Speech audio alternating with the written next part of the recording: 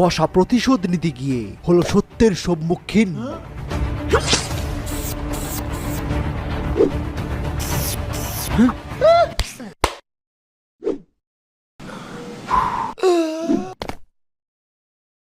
মা, ও এখনো কেন আসছে না?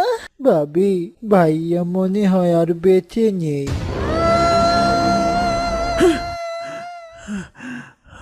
কান্না করবেন না ভাবি, আমি এখন থেকে আপনার সব চাহিদা পূরণ করব। তার আর দরকার নেই রে ছোট ভাই। মা, আমি পারিনি বাবার প্রতিশোধ নিতে মা।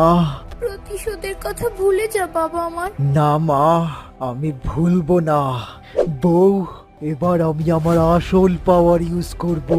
চলো আমার সাথে বেডরুমে। তোর ছেলে হয়েছে এবার। এখন তারপর কি হলো জানতে নিচের ভিডিওর লিংকে ক্লিক করুন। আমার এক